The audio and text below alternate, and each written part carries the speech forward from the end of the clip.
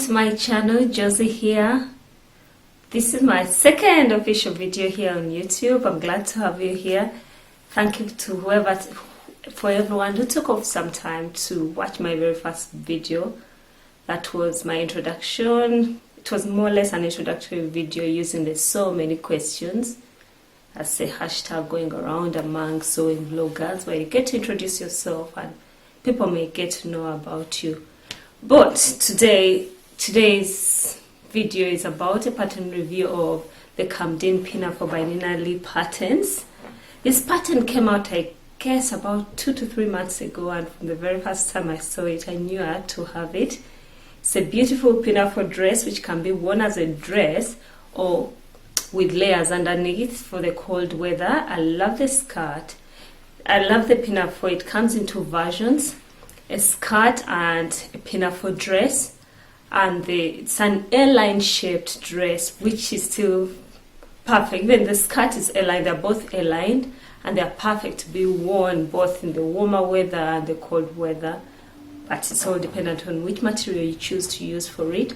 And this is the beautiful Camden Pinafore that I made. I made it out of a needlecord, cotton needlecord fabric, which I got from Minerva, for my Minerva make, for which I bet will be out next month in July. And I loved it. Once I saw this fabric, I knew I had to have it, and when I saw it, I knew it would be the best fabric for the Camden Pinafore. Then this pattern is fully lined. It comes with a fully lined everything. The bodice and the skirt piece are both fully lined, and it comes with an invisible zip. Yes, that's an invisible zip.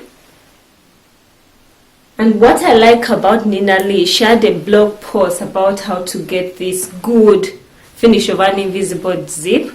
I have a confession to make. This is my very first invisible zip, because in the past all I've known is to make invisible zips, if you know what I mean. It's meant not to be seen on the outside for my non-sewing friends, but it's not the easiest thing to make, because it entails you using a special foot for invisible zips to get it concealed completely inside, that all you get to see is this top bit that you use to open the zip, and it shouldn't be evident on the outside that it's a zip.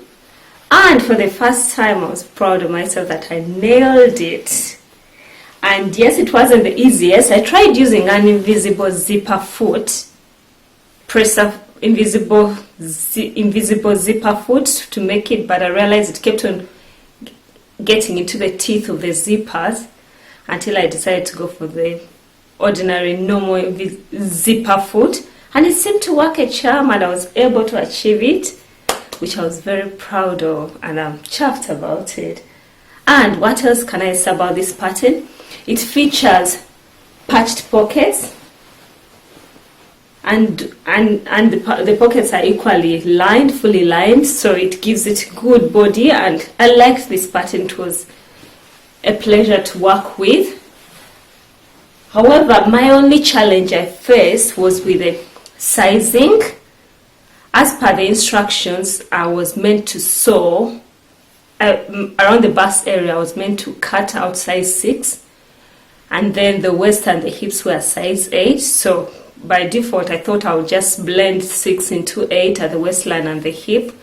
But I previously made the Canopy dress by Nina Lee patterns, and I realized when I did the same thing, having the bust at 6, which I blended into 8 at the waist and the hips, it ended up being a bit tight around the arm side, the arm area, and didn't fit as good. So this time I thought it would be better to first sew a 12. And when I made the 12 for just the bodice part, I realized it was quite still tight around the arm area. It helped because it's the same pattern company, so probably their sizings are the same across all their patterns. So I realized it was tight there, and I was glad I hadn't cut into my beautiful fabric. And another thing that I find that I have to make on many patterns, another adjustments I have to make, is a swayback adjustment. Probably in the future I'll come here with my swayback adjustment instructions, how I love to do it. There are so many on YouTube.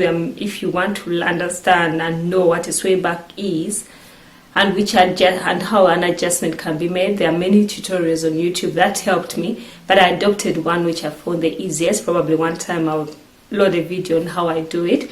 So I managed to do a swayback adjustment in the back area after trying out the toile and realized it went way past my waist area. So I took out the amount I needed to take out under the swayback adjustment, and actually it fitted perfectly well. So I went ahead, made up the entire dress, which looks gorgeous. For those who follow me on Instagram, you probably saw it on my last of me made May. I wore this dress and I can't be happy about it. I've since worn it twice since I made it last week, so I'm hoping to wear it much more. It's a beautiful dress, and it's not that heavy that you can't wear it in the warmer months. So in the warmer months you wear it on its own, and during the colder months you layer it up with tights and probably a t-shirt lined underneath or something warmer underneath.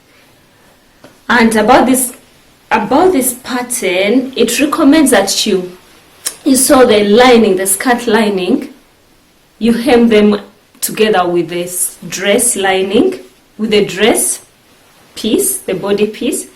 But I realized when I did that, it bunched up at the bottom, which got to show me that probably the lining was a bit shorter than, I think with the way I cut it, I might have cut it slightly shorter than the body fabric, so it ended up pulling it inside. I don't know whether that makes sense.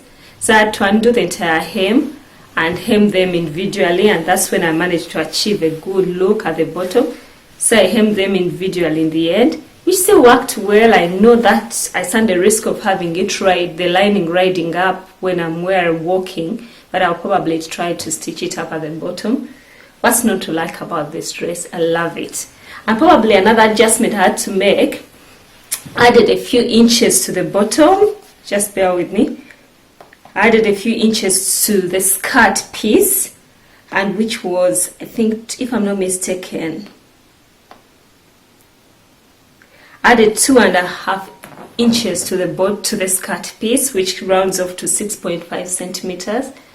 As it comes off a bit short, I'm either growing a bit old or I just love a bit of covering, but I prefer my clothes just above the knee, not in the thigh, and not probably below the knee. So I was really happy with the inches I added on, with the fit it gave me, which was perfect.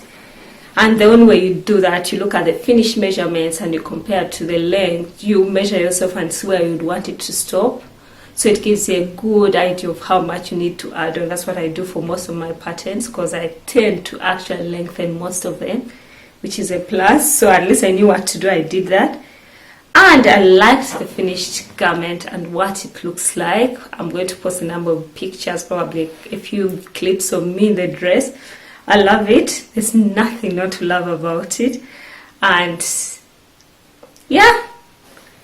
Oh, probably one challenging thing I could say, I would love to say that this is for beginner. It's a beginner project, but I think I would recommend it for a confident beginner. Why? Because it features princess seams. If you can see here, it features princess seams here, and they are quite rounded, and you have to sew them together. And the same pieces are also, we have similar pieces in the back. And sewing the front ones together seamlessly was not an easy thing. So it tends to pleat up a bit. And I think I saw it in many makes in Instagram. It doesn't seem to be seamless. And if you've used a plain fabric, it probably would stand out. One would say where it folds a bit, bunches up a bit. But you can hardly notice it on mine because it's a braided fabric and it's quite dark enough that you wouldn't notice. So that's where it will be a bit of a challenge for a beginner, but for a confident beginner, I think it's a challenge worth taking. And maybe another small thing that I didn't like doing on the pattern, after you've sewn the zipper onto the main fabric, it recommends that you sew on you hand stitch the lining onto the zipper. If you're like me and you love using your sewing machine to do everything, you know how annoying hand stitching is. It's different. Someone who does not sew won't understand what bothers a sewer or a sewist with hand stitching, but it bothers me. I just hate sitting down and hand sew on a zipper. I think that explains why I can crochet, but I hate crocheting because I don't like sitting to do something with my hands if there's something that can make it much faster. But yeah, that's the only thing I didn't like, and it's not a big thing, it's just a small thing and me being picky about it, but it came together so well and I love the dress. Hope you enjoy the many pictures that are going to come up with it, and I probably hope to make many more, and I hope to make one in a thicker fabric like a cord for the colder months. And I'm really excited about how it came out. Look out for it. It will be up on Minerva's site in July next month. That was the available slot for it to come together, but it's a beautiful one and it's a very soft fabric. And what could I say about the fabric? It washes too very well and it also irons well. And it's an animal print fabric. What's not to love about it? I can say this is the perfect pinafore anyone could ever have. Thanks for watching. Hope you enjoy the videos. I'm going to put a few clips and pictures and hope you enjoy watching them. Thanks for coming again.